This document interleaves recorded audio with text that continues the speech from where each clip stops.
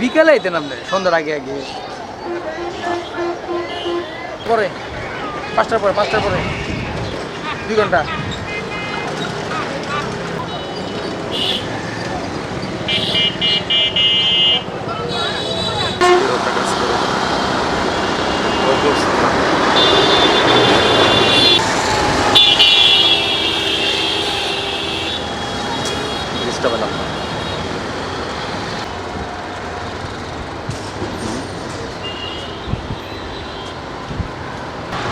অবস্থা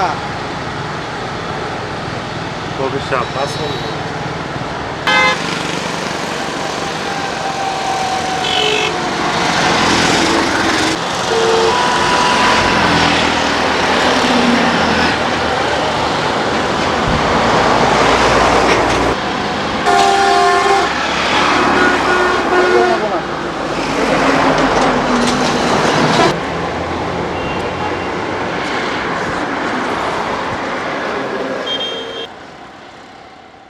ময়মনসিংহের এই টুল প্লাজার টুল বন্ধ করার জন্য আমরা প্রশাসন যন্ত্রের কাছে জেলা প্রশাসক বিভাগীয় যিনি কমিশনার আছেন তার কাছে আমরা স্মারকলিপি দিয়েছি, মানববন্ধনও করেছি যেটা, কিন্তু তারপরেও যেহেতু এই টুলটি বন্ধ হচ্ছে না, আমরা এই ময়মনসিংহের মানুষকে এই টুল প্লাজা টুল বন্ধ করার জন্য আমরা আরও জনগণকে সম্পৃক্ত করে আমরা এরকম একটি কর্মসূচি প্রণয়ন করতে চাই, যাতে করে এই টুল প্লাজা টুল আদায় বন্ধ হয় এবং সাধারণ মানুষের মধ্যে এই সচেতনতা সৃষ্টি হয় যে আমরা আরেকটি ক্যান্সার থেকে মুক্তি পেতে চাই।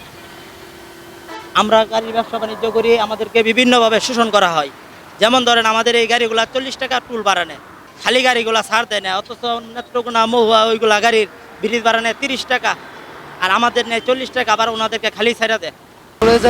বড় গাড়ি truck cover van tank lorry প্রতি পারাপার 135 টাকা। পরে হলো private car jeep, private car 20 টাকা, জিপ এবং 4 হুইল গাড়িগুলো এগুলো 40 টাকা, এবং এই যে ছোটো মিনি কাভার ভ্যানগুলা মিনি ট্রাকগুলা এগুলো 75 টাকা। আর এগুলোই তো মোটর সিএনজি O2 মাহেন্দ্র এগুলো 10 টাকা। আর মোটরসাইকেল 5 টাকা টুল আছে, মোটরসাইকেল দেয় না, বেশিরভাগ এলাকার লোক তো ওগুলো দেয় না। আর ভাই টুল আদায় হইতেছে অনেকদিন যাবত, ঠিক আছে, এখন পর্যন্ত প্রায় 30 বছর হয়েছে এটা আপনার তৈরি হয়েছে ব্রিজটা, এখন পর্যন্ত এটা বন্ধ হচ্ছে না, ঠিক আছে। সরকারের কত দরকার, আর কত আমরা দিব? বড় গাড়িগুলো আপনার দিয়ে যাচ্ছে, আমরা ছোট গাড়ি, সেই ক্ষেত্রে আপনার যে জায়গায় বড় গাড়িগুলো দিচ্ছে 50-60 টাকা, এই জায়গায় আমরা 4 চাকা গাড়ি যে ছোট পিকআপ মিনি পিকআপগুলো আছে এইগুলো আপনার দিচ্ছে 40 টাকা, খালি গেল 40 টাকা, ভরা গেল 40 টাকা। আর কত নেবে? আমরা আর কত দেবো? আমাদের পক্ষে আর সম্ভব না। আমরা সরকারের কাছে আবেদন এটাই যে আমাদের এই টুল বন্ধ করা হোক। 25-26 বছর ধরে গাড়ি চালাইতেছি, 25-26 বছর ধরে এখানে টুলের ভাড়া দিতেছি, 25-26 বছর ধরে টুলটা ভাড়া দিতেছি, এখনো টুলটা বদ্ধ হইতেছে না। দীর্ঘদিন ধরে দেখছি এই রাস্তায় টুল নিচ্ছে, কিন্তু এই টুল নেওয়ার হচ্ছে, কিন্তু এই রাস্তাটা দীর্ঘদিন ধরে বড় হচ্ছে না। বড় না হওয়ার কারণে রাস্তা ছোট থাকাতে আপনার যানজট হচ্ছে, অনেক গাড়ি যানজট, আমরা অনেক সময় যানজটটাই পড়ে থাকি, অনেক সময় দীর্ঘ সময় চলে যায়, আমরা একটা রুগী নিয়ে যাইতে পারি না, আমরা একটা ভালো কাঁচা মাল নিলে আমরা পণ্যটা পরিবহন করতে পারি না, আমরা খুব মানে ভোগান্তির ভিতরে আছি।